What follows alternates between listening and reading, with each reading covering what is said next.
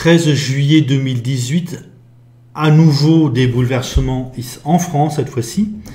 Donc une succession de faits, une addition de faits qui me permettent d'aboutir à une conclusion assez terrifiante. Donc je vous donne tous les petits faits, plus ou moins petits, que l'on a depuis quelques semaines. Donc une attaque contre 2 médias alternatifs, TV Liberté et RT France. Vous avez la modification de la législation sur les armes. Apparemment, il est plus difficile aux citoyens de s'armer.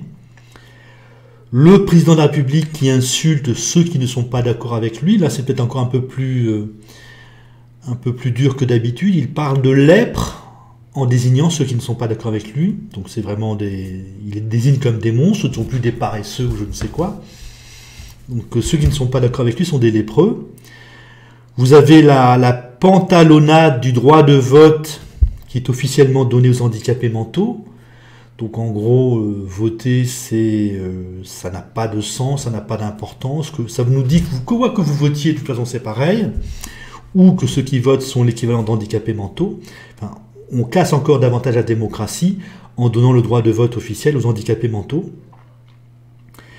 Les mots maintenant, les mots de Macron, il a employé le mot déporté en parlant d'étrangers que l'on allait simplement déplacer, de migrants qui arrivaient illégalement en Europe et que l'on voulait déplacer d'un pays à un autre.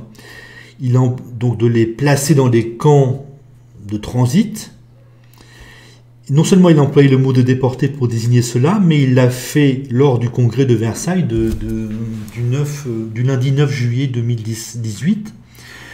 C'est-à-dire à une occasion solennelle. C'est-à-dire que les mots du chef de l'État perdent leur sens. On a maintenant un dirigeant qui hystérise la parole, qui nous fait délirer verbalement, qui nous fait entrer dans un monde de mots délirants. Même sur les mots maintenant, le président de la République est devenu dangereux.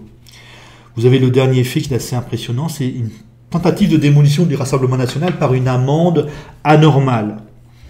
Alors, si le Rassemblement national meurt, donc tout ça additionné, tous ces faits additionnés nous indiquent que cette fois-ci la démocratie est officiellement terminée. Enfin, réellement, concrètement terminée.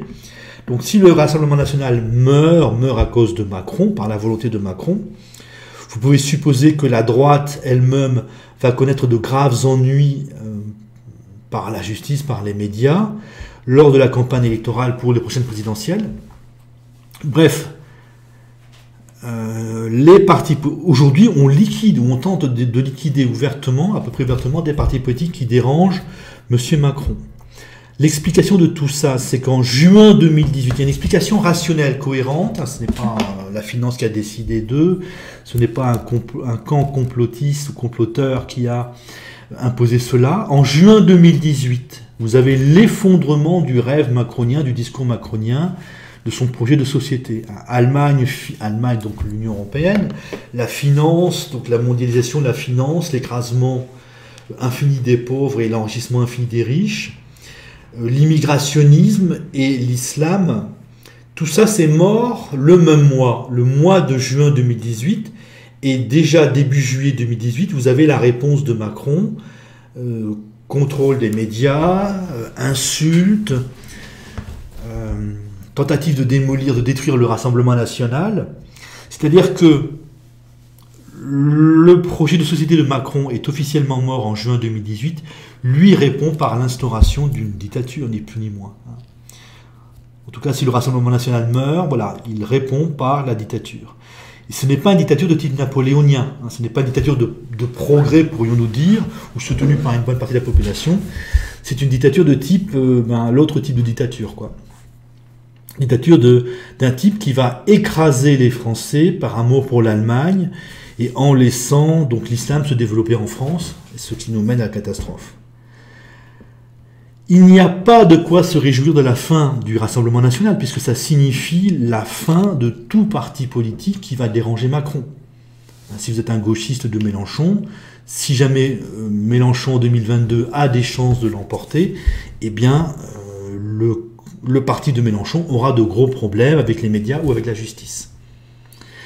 Et le projet de ce dictateur, dont je vous ai dit ce n'est pas du tout une dictature à la Napoléon, le projet de cette dictature, possible, qui semble s'installer en juillet 2018 en France. C'est donc la poursuite du projet d'arrimage à l'Allemagne, d'enrichissement des riches, d'immigration de masse, de communautarisation, de laisser la violence et la délinquance se développer à peu près, je dis bien à peu près, librement, et de laisser l'islam se développer à peu près librement lui aussi.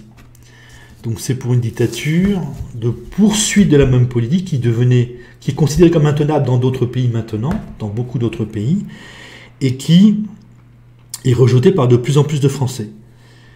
Donc si le Rassemblement national meurt de cette amende infligée par les juges pro-Macron, là nous ne sommes plus en démocratie.